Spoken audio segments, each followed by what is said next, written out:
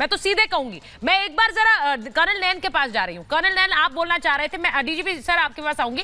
Colonel Nain, it's very clear कि जब एक बड़ी मैसिव बैठक होती है, जब खुद देश के गृह मंत्री कमान संभाल रहे हैं, कुछ बड़ा होगा। और हम ये जानते हैं, हमने अमृतपाल के मामले में देखा है कि किस तरह से बड़ा एक्शन हुआ था। जिस समय भीड़ पहुंची थी, ऐसा लग रहा था कि कुछ नहीं हो पाएगा। यहां पर क्या हो रहा है? देखिए सुचारिता, इसमें कोई दो राय नहीं है कि डेफिनेटली कोई बड़ा एक्शन तो होने जा रहा है।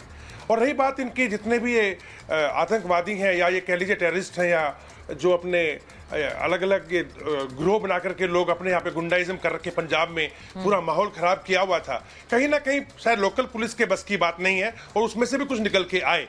लेकिन मैं आपकी जरा अगर मुझे परमिशन कर दें तो मैं विरसा जी से एक बात करना चाहूंगा।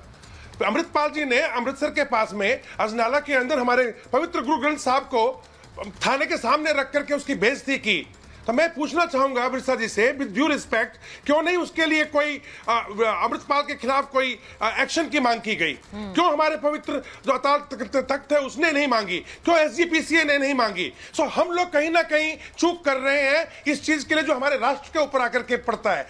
मुझे बिल्कुल खेद है और मैं भर्त्सना करता हूं जो भी 1984 के अंदर हमारे सिख भाइयों के साथ, माताओं के साथ, बहनों के साथ किया गया, इससे भद्दा कुछ हो ही नहीं सकता। और जो भी इसके लिए जो रिस्पॉन्सिबल थे उनको कड़ी से कड़ी सजा मिलनी चाहिए, ये मैं समझता हूं हर भारतवासी मानता है। लेकिन कुछ चंद लोग जो कि भारत से बाहर बैठ के सिख धर्म को बदनाम कर रहे हैं, पंजाब को बदनाम कर रहे हैं। अरे कौन है जो निज्जर कौन था, कोई जानता है क्या? भारत को अगर फॉरेन सोयल के ऊपर जाके किसी को मारना होगा तो हम पाकिस्तान के अंदर मारेंगे ना। हाफिज सईद को मारेंगे, उसको दूसरे जो बड़े बड़े वहां पे टेररिस्ट घूम रहे हैं उनको मारेंगे जिन्होंने बॉम्ब में ब्लास्ट किया। हमें जिसको कोई पहचानता नहीं उसको हम क्यों, हम भारत की एजेंसियों क्या लेना देना है?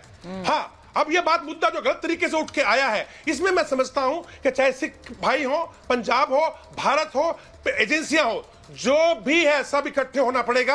और भारत के लिए हमें जो भी एक्शन लेना पड़े, जो भी इसमें इन्वॉल्व है, across the party lines, across the police, across the agencies, जो भी है, छोड़ने का नहीं है। बिकॉज अब हमारे भारत के ऊपर एक नेशनलिज्म की बात आ गई है। और जहां तक सवाल है कनाडा का और अमेरिका का, या ये कह लीजिएगा कि जो नॉर्थ ग्लोबल नॉर्थ है, जो भारत के खिलाफ अंदरूनी तरीके से चिढ़ रहे हैं, भारत जो उठ रहा है ऊपर को, हमारे जो वर्चस्व ऊपर आ रहा है आर्थिक तरीके से, मिलिट्री तरीके से, सामने तो दिखाई देते हैं कि हम बहुत स्ट्रेटेजिक दोस्त हैं, लेकिन पीछे से अमेरिका जैसा जो दोस्त है वो भी पीछे से इंफॉर्मेशन दे रहा है, स्पेसिफिक इंफॉर्मेशन, कोई आम इंफॉर्मेशन नहीं जो कि 5 आई के बीच में होती है, 5 देशों के बीच में हमेशा चलती रहती, वो नहीं, स्पेशल तरीके से इस बात का रिपोर्ट किया गया। क्यों?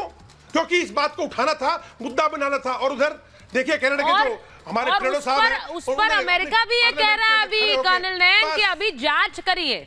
वो यही कह रहे हैं कि जांच करिए, अगर कोई सबूत होता तो वो सबूत हैंडओवर किया जाता, जब अमेरिका खुद ये कह रहा है कि जांच कीजिए।